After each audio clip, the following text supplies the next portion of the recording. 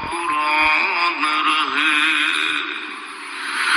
اور یہ تمنا ہے کہ اس دنیا میں کوئی کام کر جاؤں،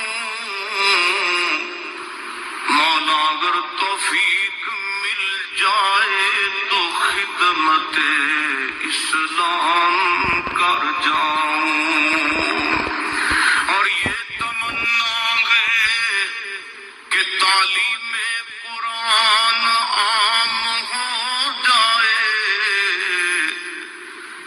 مولا یہ تمنا ہے کہ تعلیم قرآن عام ہو جائے، تمام پرچموں سے اونچا پرچم اسلام ہو جائے۔ تو رحیم ہے تو کریم ہے، مولا تیری ذات سب سے عظیم ہے، تو کرم اپنا عطا ہمیں، تیرے کرم پہ مولا یقین ہے۔ اے مالک، نہ ہم نے تجھ کو دیکھا ہے نہ ہم کبھی ملے ہیں، پھر یہ کیسا رشتہ ہے کہ درد کیسا بھی ہو یاد تیری ہی آتی ہے۔ شدت درد میں ہونٹوں پر دعا کا ہونا، ثابت اس سے بھی تو ہوتا ہے رب کا ہونا۔ سب سے اچھی طلب اللہ کی طلب ہے، اور سب سے اچھی یاد اللہ کی یاد ہے۔ بہترین ہے وہ راستہ جس کی منزل اللہ کی طرف لے جائے۔ انسان عمر سے نہیں فکر سے بوڑھا ہوتا ہے۔ حلال تھوڑا ہونے کے باوجود برکت کا خزانہ ہوتا ہے، اور حرام خزانہ ہونے کے باوجود برکت سے محروم ہوتا ہے۔ دنیا کے سامنے خود کو فرشتہ ثابت کرنے سے تنہائی میں ایک اچھا انسان بننا زیادہ بہتر ہے۔ معیار یہ نہیں کہ آپ کو کتنے لوگ پسند کرتے ہیں، بلکہ معیار تو یہ ہے کہ آپ کو کس طرح کے لوگ پسند کرتے ہیں۔ دوسروں کو خود سے بہتر ہی سمجھو، کیا پتہ ان کا اللہ سے معاملہ آپ سے بہتر ہو۔ الفاظ مردہ ہو جاتے ہیں جب سمجھنے والا خاموش ہو اور نہ سمجھنے والا داد دینا شروع کر دے۔ دنیا کے لیے اتنا عمل کیجیے جتنا یہاں رہنا ہے، اور آخرت کے لیے اتنا عمل کیجیے جتنا وہاں رہنا ہے۔ کچھ لوگ مذاق کا سہارا لے کر ساری باتیں کہہ دیتے ہیں۔ جب انسان دوسروں کی بات نہیں سمجھنا چاہتا تو وہ اونچا بول کر خود کو صحیح ثابت کرنے کی کوشش کرتا ہے۔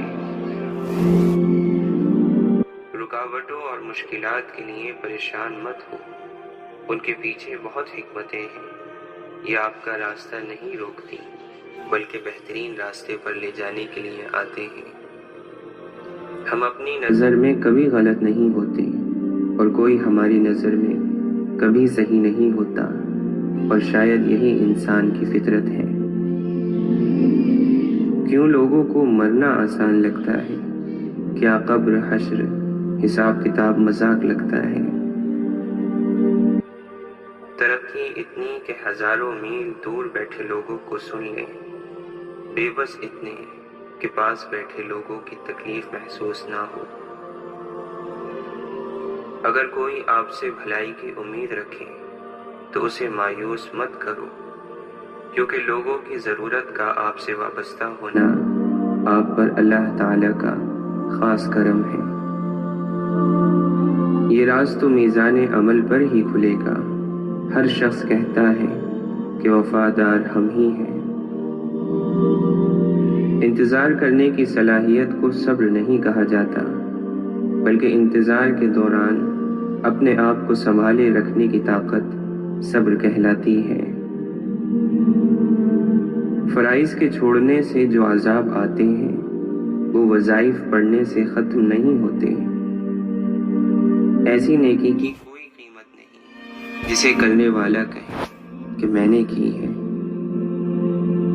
آپ وہ نہیں جو دوسرے لوگ آپ کو سمجھتے ہیں، آپ وہ ہیں جو صرف اللہ جانتا ہے۔ Assalamu alaikum wa rahmatullahi wa barakatuh, my brothers and sisters. نہ سمجھنے والے نہ سمجھو کو بآسانی سمجھایا جا سکتا ہے، لیکن غلط سمجھنے والے عقل مندوں کو بالکل بھی نہیں سمجھایا جا سکتا۔ خاک سے بنے انسان میں اگر خاکساری نہ ہو تو اس کا ہونا اور نہ ہونا برابر ہے۔ نصیحت جتنی نرمی سے کی جائے اتنا ہی اثر کرتی ہے، اور جب کسی نے آپ کو چھوڑنا ہوگا تو سب سے پہلے اس کے بولنے کا انداز بدل جائے گا۔ بعض دفعہ اللہ آپ سے آپ کی پسندیدہ چیزیں یا شخصیات اس لیے دور کر دیتا ہے تاکہ صرف آپ اور اللہ باقی رہ جائے۔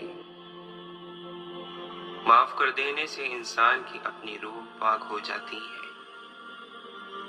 بے عزتی کا جواب اتنی عزت سے دیں کہ سامنے والا خود ہی شرمندہ ہو جائے۔ کسی کی غلطیوں کو بے نقاب نہ کرو، خدا موجود ہے، تم حساب نہ کرو۔